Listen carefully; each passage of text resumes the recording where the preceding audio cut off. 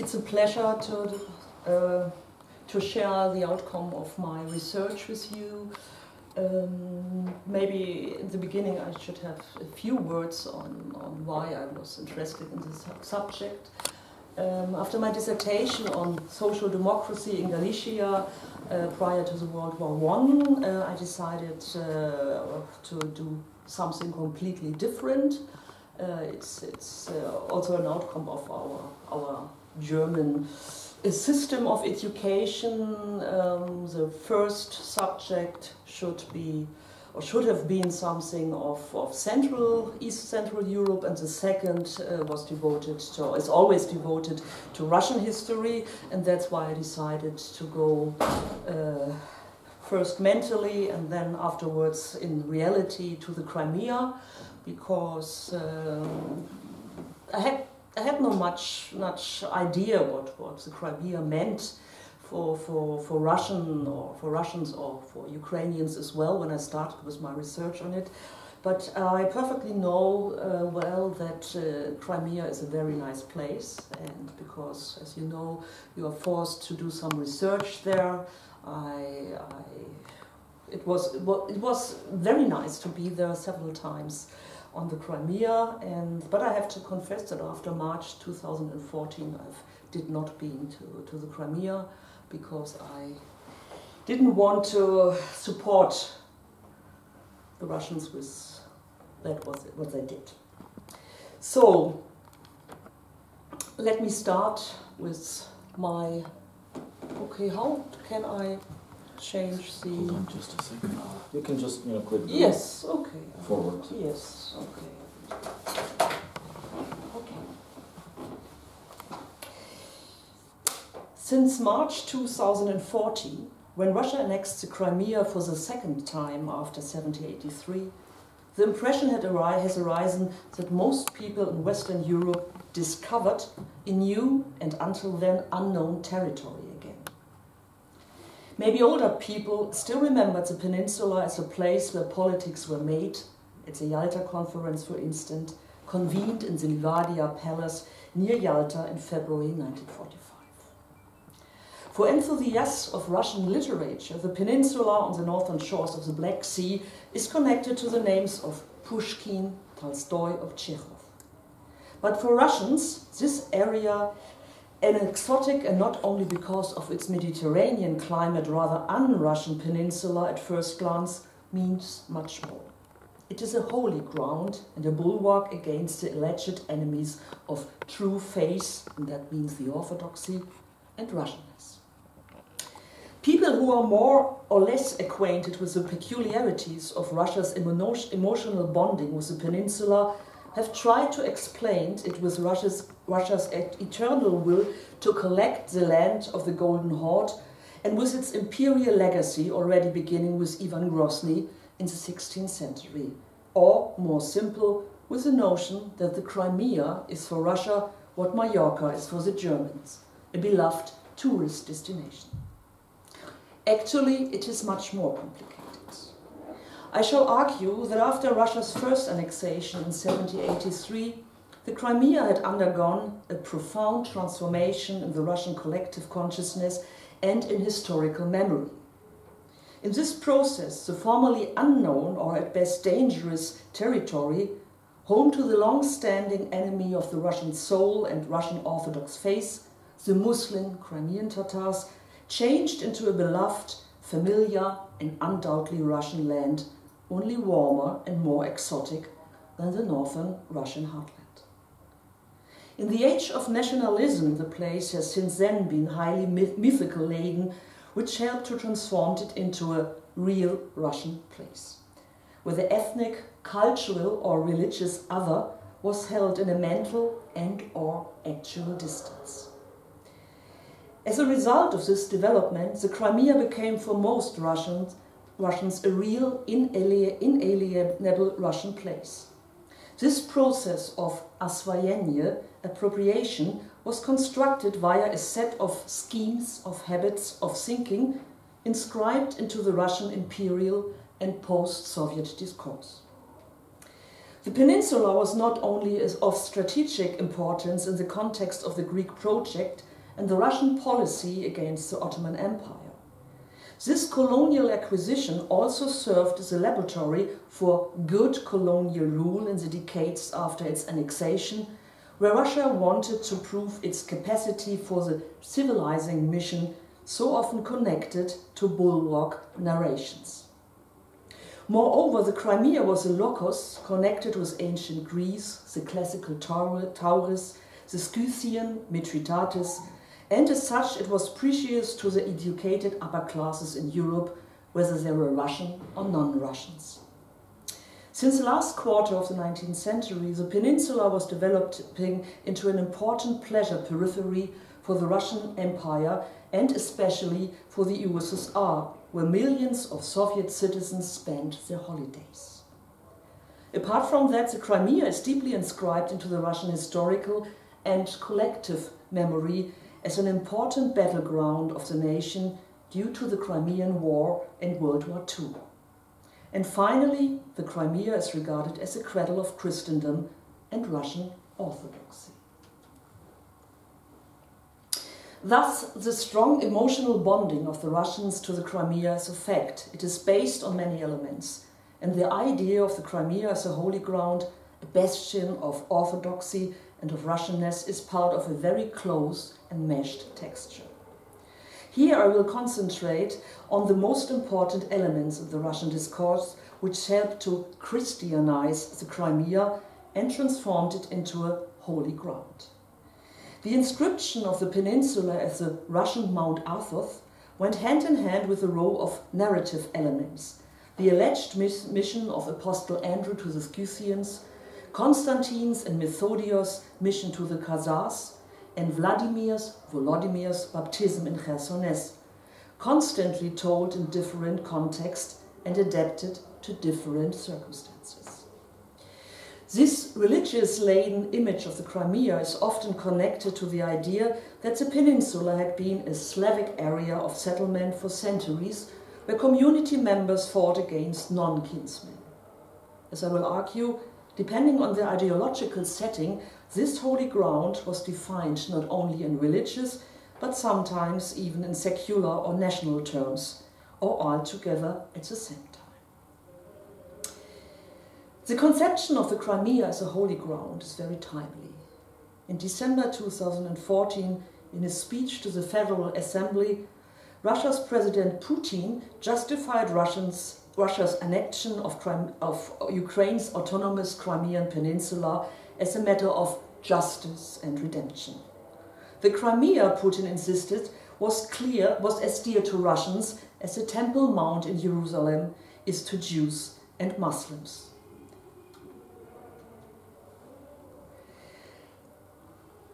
A majority of the Russian population supports this view because it never got along with the fact that the Crimea was part of independent Ukraine. After the dissolution of the Soviet Union in 1991, many politicians, artists and others expressed their uneasiness. The former mayor of Moscow, Yuri Lushko, for instance, argued in 1999 that the Crimea was an integral part of Russia, I quote, a Russian Palestine, which unfortunately was under foreign, and that means for him, Ukrainian rule. Quote. The Crimea became nash, not only in his or even in Solzhenitsyn's view. The centuries before the Russian annexation in 1783, with all its facets, historical layers and its imprints by different cultures, religions and ethnicities, disappeared in favor of a monolithic Russian perspective. In the course of time, most Russians forgot that the Crimea was first and foremost a colonial acquisition. For them it was, and still is, the most beautiful, most heroic, and definitely a very Russian part of the fatherland. During this process of mental appropriation, political, orthodox, academic and artistic agents had repeatedly attempted to make the peninsula more Russian and more orthodox through a set of concrete political measures and discursive strategies. These included, for instance, to increase the Orthodox population and to decrease the number of Muslims.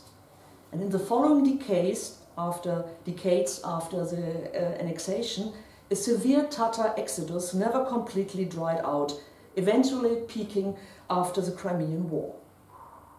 This and the constant influx of settlers, preferably of Slavic and Orthodox origin, literally made this place less Muslim.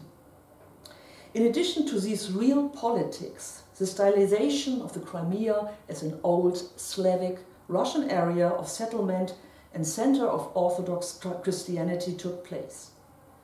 Even Soviet historiography after World War II, which did not emphasize the religious element, supported the thesis of a massive Slavic colonization of the Crimea, at least since the Middle Ages. The aim was to underline the link between Russian lands and the Crimea even in ancient times. Such interpretations were not undisputed even among educated Russians. For the famous Russian historian Vasily Kluchevsky, for example, the, I quote, "presence of Slavs in the midst of these ancient peoples in the later Russian south had been only marginal in the Middle Ages," unquote. But despite such voices, the idea of a Slavic Crimea ever since ancient times had its audible and prominent supporters. It is undisputed that the Crimea was a place of early Christianity, at least. Due to its peripheral location in the Eastern Roman Empire, it became an important place of exile for clerics who had fallen out of favor.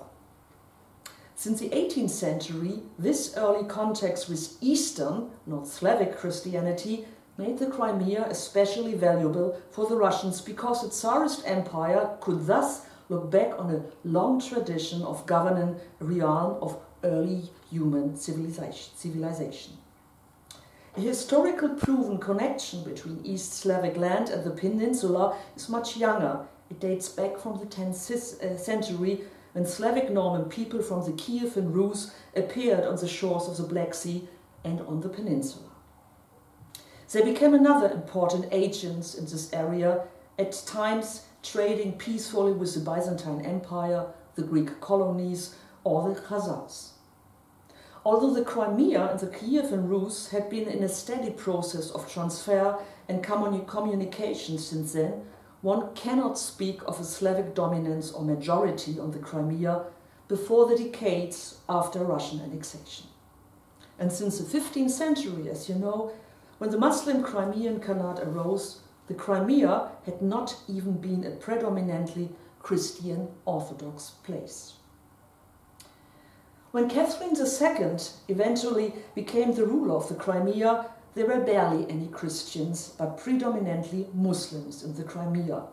It was no Russian soil, and therefore no reason to label it as a holy ground. But this man, Prince Potyomkin, the conqueror of the peninsula, was aware of the fact. A few months before the annexation, he not even tried to legitimate his plans with the Slavic or Orthodox population on the peninsula, but frankly stressed that the Muslim-ruled Crimea had been annexed for solely strategic and security.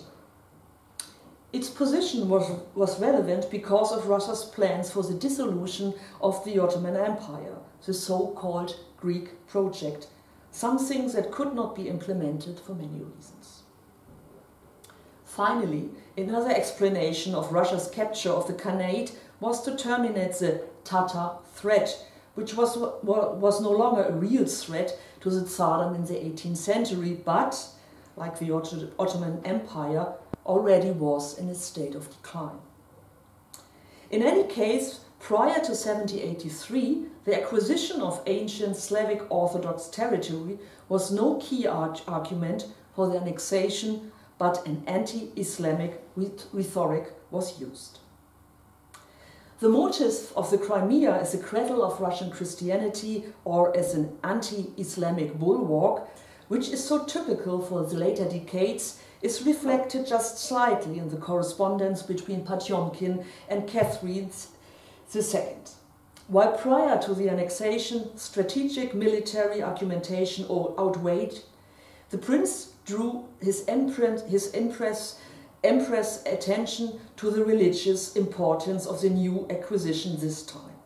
He was very satisfied that the Taurian Chersonese finally became a part of Russia because it was, I quote, the origin in our Christianity and thus also of our humanity, unquote.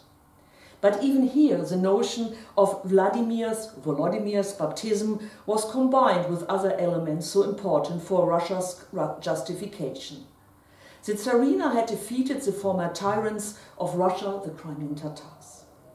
Emphasizing the strategical legitimation again, he praised the new borders, which brought peace for the empire, shocked the Ottoman Empire, and aroused the envy of Europe.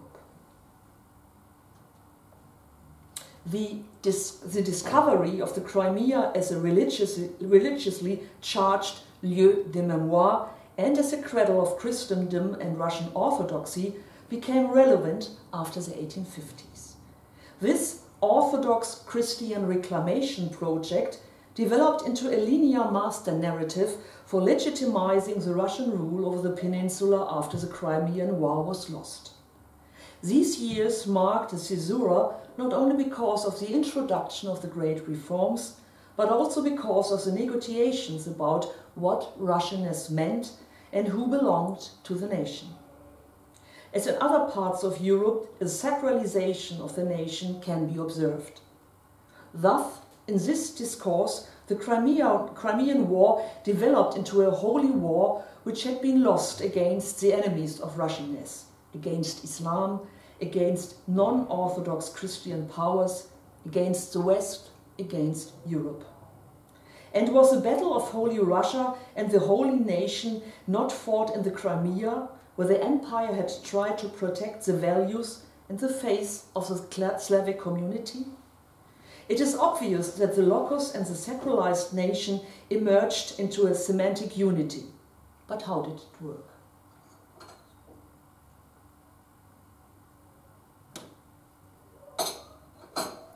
First and foremost, the inscription of the Crimea as a holy ground can be traced back to the three narratives already mentioned, containing all elements that are necessary for this status. Firstly, to give spiritual importance and dignity. Secondly, to construct the earliest possible contact between the Crimea, Russia with Christianity and the Holy Land. And thirdly, to suppose an early Slavic settlement in the Crimea. And fourthly, to transform the peninsula into a theater of a very important event in the Russian East Slavic territory. The antique city of Chersonese, Korsun, an important site of archaeological excavations since the 19th century and a suburb of Sevastopol today, became the center of these stories because it was an important political and religious outpost of the Byzantine Empire and its bulwark against nomadic tribes from the Eurasian steppes. All narratives were not invented in the 19th century, but had emerged much earlier. However, only then did they become constitutive elements of the discourse. Two of their accounts have a somewhat historical core, but one, as far as we know, belongs to the realm of legends. Taken together, they help to construct a link between the Crimea and the later Russian heartlands and contributed to the imagined coherency of Slavic orthodoxy. Since the 1850s, these old stories were depicted again and again. They were repeated, changed, and modified. The earliest event is the alleged mission of the apostle Andrew, Andre Perusnane, to the Scythian in 33rd Anno Domini. Between 600 before Christ and in the year of 250, the Scythians, an Iranian tribe, had dominated the northern shores of the Black Sea and the hinterland and had symbiotic but not always peaceful relations with Greek cities like Chersonese. that Andrew is supposed to have preached in Scythia was first mentioned by Eusebius of Caesarea in his church story. A later apocryphal work called Legend of the Journey of St. Andrews to Russia found its way to the primary chronicle, the Povest Vremenich Let, not before the 15th century. The story of Apostle Andrew's tour to Russia is rather curious and anecdotal than poetic or profound, but had a long-lasting effect nevertheless. According to the plot, Apostle Andrew travelled on the northern shore of the Black Sea into the field of the later Kiev and Rus to deliver the word of God. It was told that he became to the area of later Kiev, the so-called mother of Russian, better East Slavic cities, where he prophesied the building of the city and erected a cross. On his way from the Holy Land to the north, he also visited, if we followed the account, the Crimea. And this event, to which so much importance will be ascribed later, is described quite simply in the primary chronicle. I quote, "After Andrew had been teaching in Sinopia, he came to Korsun, and he saw that from Korsun the mouth of the river Dnieper is in the near distance." Unquote. Despite its brevity, this sentence was suitable to demonstrate the very old connection between the history of the Crimea and Russia, and it was used to legitimize Russian rule. Second history. The second event is of even greater significance. In the year of 860, the so-called apostles to the Slav Constantine, Cyril, and Methodius conducted their mission to the Khazars, the creator of a powerful polity that dominated the vast area extending from the Volga-Don steppes to the eastern Crimea and the northern Caucasus from the 7th to the 10th century. Although the Khazars elites could ultimately not be converted by the two missionaries and adopted a form of the Jewish faith instead, in retrospect the apostles' presence on the peninsula helped to construct an early connection between the Crimea and the Orthodox Slavic Church. In Cyril's hagiographic account, some events are of special importance for the inscription of the Crimea as a holy and a Slavic ground. It is told that in 861, while still in Chersones, the brothers found the relics of Saint Clement of Rome, the third pope, who was banished from Rome during the reign of the Imperia in 94 Anno Domini. Clement found his martyrdom there by being thrown from a boat into the sea with an anchor around his neck. Once a year, so it is told, the sea revealed a shrine containing his relics. In the Życie Constantina Philosopha, we can read the following. I quote, "And I heard that the relics of St. Clement still lie in the sea. And I prayed, saying, I believe in God and I hope for St. Clement, that I find his relics and remove them from the sea. And I persuaded the archbishop and the clergy and the pious people to go on a ship, and they sailed to a place where the sea calmed down. Having arrived there, they started digging while singing prayers. And a strong scent spread like from a variety of incense. And then the relics appeared there, and they took them with great honor and glory. And all the priests and the citizens brought them into the town." Unquote. And the brothers took the bones with them when they left the Crimea in 862 and carried them to Rome a few years later. In the course of the 19th century, the life of Constantine the philosopher became an important source for the Russian Orthodox high clergy for many reasons. It was frequently used to prove that at least some parts of the Crimea were inhabited by a Slavic population at the time of Cyril and Method by telling us the following. I quote, "And Cyril found here a Bible and a Psalter written in Russian, Russkие bukvy, characters, and he found a man speaking this language. And he spoke with him and understood the meaning of the language, relating the difference between vowels and consonants with his own language. And praying to God, soon he began to read and to speak. Many were amazed and glorified God." Unquote. 19th century authors were enthusiastic about the fact that Apostle Cyril should have found a scripture that was written in Slavic here in Korsun, a city in which diverse tribes with their different languages met. It was evidence for them that a Slavic language had been invented as a common language of the various nations in the city. This anecdote enjoyed popularity in the Russian Orthodox debates because it seems appropriate to demonstrate once more the presence of Slavic inhabitants on the Crimea already in the early Middle Ages, and to separate a sacred Crimea from an unholy, that means non-Christian and non-Slavic. This was helpful also insofar as the annexation of the Crimea in 1783 could be interpreted as a legitimate gaining back of an originally Slavic territory, an area that had fallen into Muslim hands for centuries. However, new research on the subject concludes that the Russkие bukve has been just an error and that it was originally Surskие, Syrian, or it was just an error in copy. In any case, the life of Constantine the philosopher gives no evidence for a greater number of Slavs in the Crimea as early as the 9th century.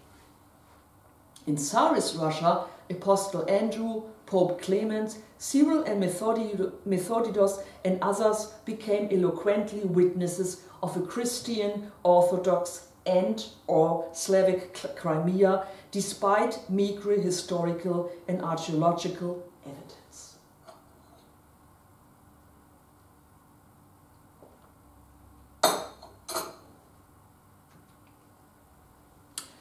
Most important for the inscription of the Crimea as a holy soil and an Orthodox bulwark is this event, the alleged baptism of the hitherto pagan Grand Prince of the Rus, Volodymyr, mentioned above. This baptism is supposed to have taken place in Chersones in 988 and was followed by the famous baptism of Kiev, which marks the Christianization of the Rus. The circumstances have been discussed quite controversially. The presence of Commander Vladimir with his troops in Byzantine Chersones is confirmed by several sources of different origin, not only in the primary chronicle, but also in some Arab sources. However, several versions exist with regard to the background of Vladimir's baptism, and the question of this event really took place in Chersones. According to one version, the Byzantine emperors Constantine and Basilius asked Vladimir for military aid against insurgents. As a reward, they promised him their sister's hand in marriage, that of Princess Anna, and Vladimir's baptism was a precondition for that. If we follow the primary chronicle, Vladimir was a heathen when he reached the Crimea and refused to become a Christian right before his marriage with Anna. God's punishment followed promptly, and Vladimir went blind. But his future wife, purple-born Anna, convinced him that only through baptism could he restore his eyesight. Vladimir said, I quote, "If this proves true, then with all certainty the God of the Christian is great." And when the bishop of Chersones baptized him and laid his hand on him, indeed he could see again. Vladimir glorified God, saying, "I have now perceived the one true God," and many of his druzhina immediately followed his example. Unquote. In our context, it is not important whether Vladimir became a conceived believer or not. But what is true, that the adoption of Christianity had also tactical and political advantages in his time in any case, because this step helped Vladimir to stabilize his rule both internally and externally.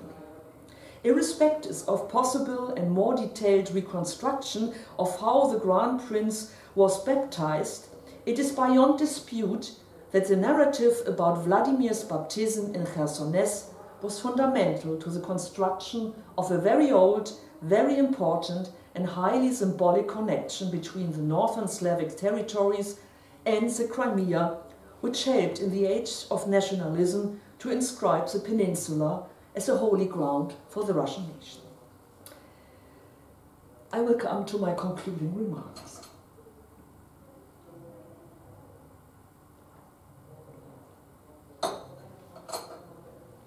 The Crimean War marked a turning point in the Russian discourse on the Crimea regarding the use of a holy ground motive and also in terms of practical politics. The attempts to make the peninsula more Slavic, more Russian, became much more concrete. The Crimean Tatars were encouraged to leave the Ottoman Empire, and they did so in great numbers. Their exodus helped to make the Crimea less Muslim and, because of the immigration of Slavic Orthodox, more Christian. And that means also holy. Before this caesura often describes at the age of nationalism, most members of the Russian elites had often praised more than just one historical layer of Crimea's history and had glorified religious and ethnic diversity alike. One example is Nikolai Nadezdin's euphoric description of Crimea's historical and cultural variety. The contemporary of Pushkin praised, I quote, "memories of so many centuries and nations, so many events and ideas, from the underground tombs of nameless Scythians in the grave hills of Kerch to the underground shelters of the early Christians in the rocks of Inkerman, to the place where the blood of martyr Clement poured down to earth, the temple of Diana of Tauris, where so many poets drew inspiration, to the church ruins in which Vladimir drew the blessing for us," unquote. But a parallel development to create the Russian Arthos in the Crimea can already be observed in this period in the efforts of these two men, the archbishops of Kherson and Tauris, Gavril and Innocenti. In the first years, their attempts to implement an Orthodox infrastructure with new churches and monasteries on the peninsula were not yet successful. The Russian administration, under its famous governor Mikhail Vorontsov, was quite aware of the fact that the peninsula was still a predominantly Muslim ground before the Tatar mass migration after 1856. And therefore, the government limited the Orthodox clergy's zeal. Even as later governors changed their attitudes concerning the creation of a Russian Arthos in the Crimea and supported the Orthodox Church more openly, the promise that Catherine II had given, namely no proselytization, no mission to Crimea's non-Christian residents, was not broken until the end of the empire. Orthodox missions endeavors were limited to old believers, Catholics such as Polish-born landowners, or Protestants, for example among the German colonists. In the aftermath of the Crimean War, which was inscribed as a kind of religious war in the collective Russian memory, one can observe a fundamental change in the way the Crimea was appropriated into a collective Russian memory.